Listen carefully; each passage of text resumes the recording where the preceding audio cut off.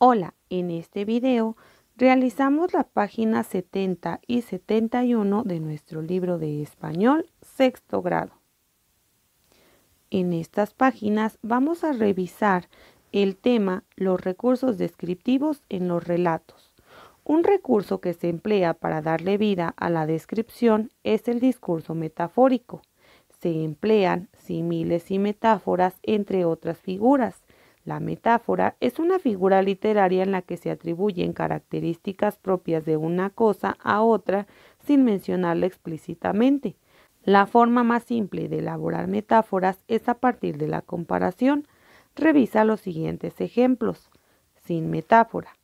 De pronto, en medio de una calle desolada, un hombre con ojos rojos y manos frías le tocó el hombro. Como podrás observar, en este ejemplo sin metáfora únicamente se cuenta de forma literal lo que está ocurriendo.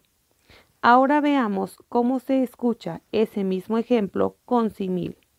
De pronto, en medio de una calle desolada, un hombre con ojos como hogueras y manos parecidas a las de un esqueleto le tocó el hombro. Notarás cómo en este caso del símil aparece la palabra como. Y esto es lo que nos da el indicio de que se está realizando una comparación. En este caso se están comparando los ojos rojos con una hoguera y las manos frías con las manos parecidas a las de un esqueleto. Entonces, nota cómo el símil se está usando como recurso literario para no manifestar de forma literal las características del personaje. Y como mencionamos previamente, se utiliza la comparación con algunos otros objetos dando características para que nuestro texto quede de una forma más atractiva para el lector. Ahora veamos el ejemplo con metáfora. De pronto, en medio de una calle desolada, un hombre con mirada de fuego y manos de hielo le tocó el hombro. Y bien, aquí nuevamente observa cómo se utiliza la comparación, es decir, se están comparando los ojos rojos con una mirada de fuego y las manos frías con manos de hielo, precisamente porque el hielo es frío. Entonces notarás que, como se te mencionó, se le están atribuyendo características propias de una cosa a otra sin mencionarla como tal explícitamente.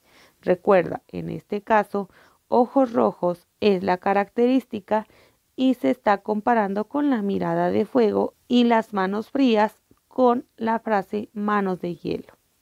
Ahora comenta, ¿qué significan para ti las expresiones con que se presentan la mirada y las manos en cada uno de los enunciados? ¿Se refieren a lo mismo? ¿Cuál te resulta más atractiva? Completen en su cuento la descripción de situaciones y personajes con el empleo de estos recursos. Recuerda que estos recursos hacen más atractivos nuestros textos. Y retomemos entonces estas preguntas. ¿Qué significan esas expresiones respecto a la mirada y las manos de los enunciados? Bueno, pues como ya habíamos mencionado previamente, se refieren precisamente a la frialdad de las manos del personaje y en el caso de la mirada se refiere a la molestia o furia que probablemente sentía ese personaje. ¿Se refieren a lo mismo? Sí, sí se refieren a lo mismo, ya que lo que se busca es describir al personaje mediante el uso de diversos recursos literarios, como vimos en este caso que fueron el símil y la metáfora. ¿Cuál resultaría más atractiva? Recuerda, resulta más atractivo el ejemplo que contiene la metáfora, ya que es un elemento más elaborado y que brinda una mayor descripción de cómo se está viviendo la situación o bien de cómo es el personaje. Ahora es tiempo de que escribas tu cuento. Para construir la historia, desarrolla los aspectos que definiste en el plan que elaboraste. Considera al escribir tu cuento los personajes, la estructura, es decir, qué irá en el inicio, qué irá en el nudo y qué al final, el escenario y el tiempo en que transcurre. Recuerda que ya vimos que es importante que también describas los escenarios para que el lector pueda ir imaginando en qué lugar se están viviendo las situaciones que presentarás en tu cuento. Y también recuerda que debes revisar que siempre sea la misma persona quien narra. Si eliges primera persona, recuerda que lo estarás contando como si tú fueras parte del cuento, mientras que si lo haces en tercera persona, los personajes serán los protagonistas. Toma en cuenta también las escenas, las situaciones y los personajes que provocan tensión. Cuida la presencia de los elementos que producen imágenes, como pueden ser las metáforas que acabamos de ver, los adjetivos que recuerda que describen a los sustantivos y los adverbios que describen a los verbos. Recuerda incluir verbos para crear continuidad y simultaneidad en las acciones. Por ejemplo, Román escuchaba las voces, pero no había nadie, mientras Rebeca, su hermana más pequeña, buscaba su muñeca que había desaparecido de la cama.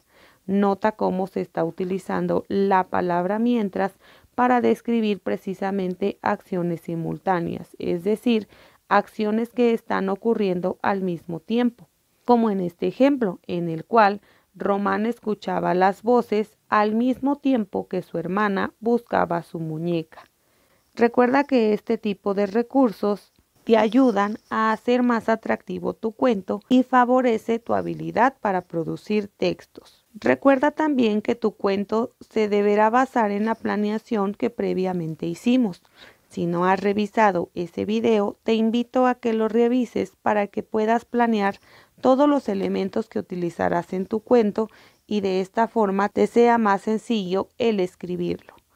A continuación, te presento el cuento que yo escribí para que también puedas utilizarlo como una guía y notes cómo puedes ir describiendo las situaciones, escenarios y personajes al mismo tiempo que vamos utilizando todos los recursos que se nos mencionaron. Recuerda que este es un ejemplo y puede servirte como guía. Sin embargo, procura cambiar los detalles que consideres pertinentes para que tu historia resulte atractiva y sea tu propia creación. Vamos a comenzar con la lectura. Era un verano caluroso y típico de Guadalajara cuando Rocío, al estar buscando una compañera para vivir, conoció a Silvia, una mujer muy simpática, bonita y extrovertida que le presentó Laura, su mejor amiga. La primera vez que se vieron Rocío y Silvia fue como si se conocieran de hacía ya mucho tiempo e inmediatamente las unió una gran amistad. Nadie sospecharía lo que ocurriría unos cuantos meses después. Tras varios meses de vivir juntas, Rocío y Silvia se hicieron grandes amigas. Al vivir juntas, pasaban gran cantidad de tiempo juntas y era común verlas en reuniones en la escuela y otros lugares siempre muy sonrientes. A pesar de que Rocío era muy tímida, Silvia había logrado que Rocío se integrara muy bien. En esas reuniones habían conocido a Felipe, quien se había hecho muy amigo de Rocío, y a Santiago, quien ahora era su novio. Laura frecuentemente también las visitaba y todos solían pasar buenos momentos juntos.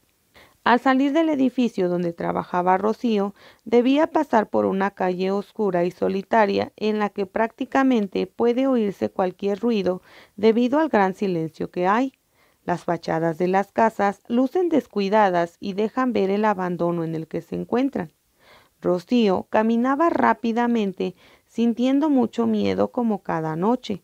De repente, en la esquina, encontró a alguien que conocía y se tranquilizó, ya que le haría compañía hasta su casa.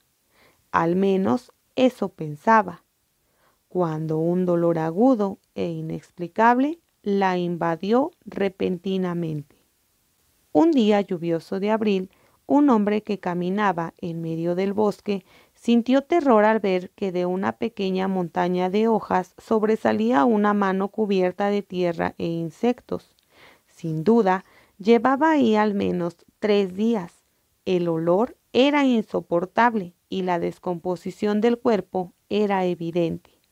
En aquel silencio tan atroz, lo único que pudo oírse fue el grito desgarrador de aquel hombre e inmediatamente corrió a llamar a la policía, aún sin poder creer lo que estaba sucediendo.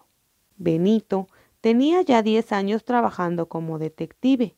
Era un hombre robusto, inteligente, perspicaz, pero sobre todo muy intuitivo. Muchos crímenes de la ciudad habían sido resueltos gracias a esta habilidad. Cuando fue notificado de aquel crimen tan intrigante en el que no había sido detenido nadie aún, inmediatamente aceptó y acudió al lugar donde había sido encontrado aquel cadáver. En cuanto llegó, a pesar de aquel olor tan intenso y las condiciones del cuerpo, pudo darse cuenta de la belleza y nobleza de aquella mujer que yacía muerta ante sus ojos. Tras algunas horas de búsqueda, fue encontrada una bolsa con una identificación. La víctima era una mujer llamada Rocío. No pasaron ni 3 horas cuando Benito había ya mandado a llamar a sus principales sospechosos, Santiago, el novio de Rocío, y Felipe, su mejor amigo. Había encontrado una serie de huellas de zapato de hombre que le hacían pensar que sin duda el asesino era un hombre bastante cercano, pues el cadáver no presentaba huellas de resistencia.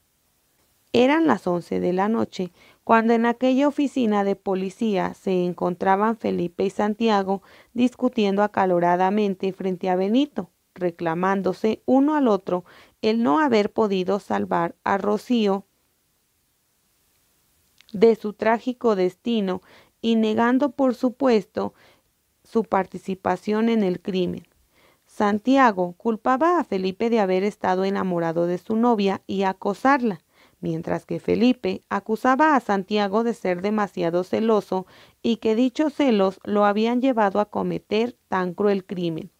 Sin embargo, tras escucharlos un buen rato, ahora Benito sabía que ambos eran inocentes. Benito entonces había llamado a Laura, mejor amiga de Rocío, y a Silvia, su compañera de casa. Ambas le parecían incapaces de aquel crimen, pero debía agotar cualquier posibilidad. Durante su declaración, ambas habían sufrido tanto al recordar a su amiga aún con vida que definitivamente era imposible que alguna de ellas hubiera sido la culpable. Además, estaban las huellas, aquellas huellas que claramente eran del asesino. Tras 5 días de investigación exhausta y a punto de darse por vencido, Benito despertó de aquella tan espantosa pesadilla que le pareció una eternidad.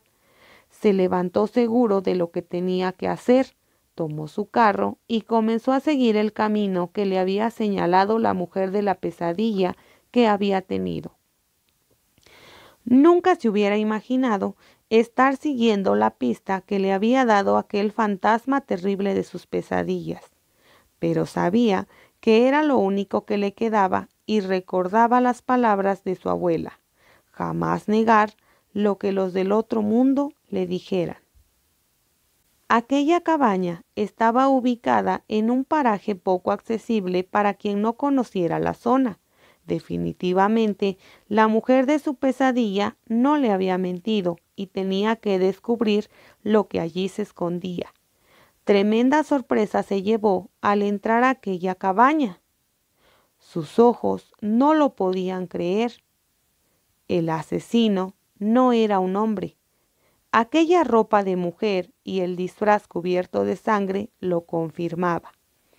Era una mujer quien había asesinado a Rocío. Benito se obligó a pensar nuevamente en lo que había platicado con Laura y Silvia.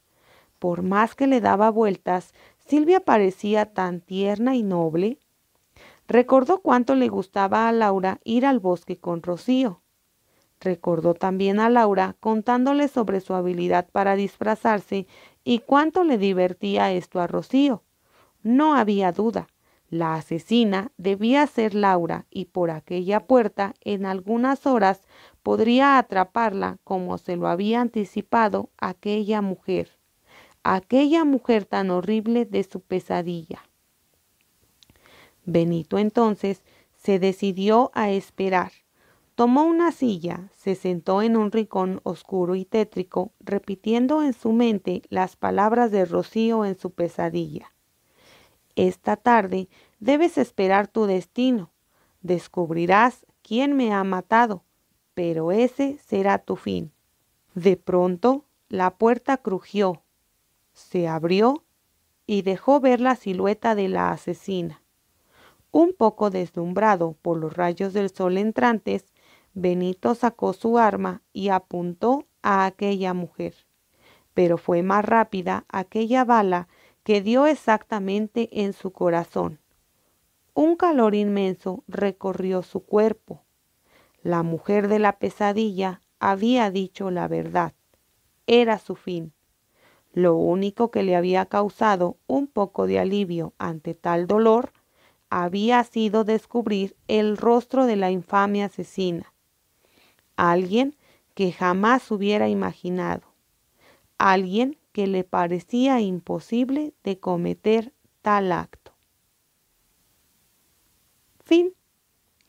Ahora bien, déjame en los comentarios si te gustó el cuento de terror que creamos y quién crees tú que es la asesina de Rocío y quién disparó al policía Benito.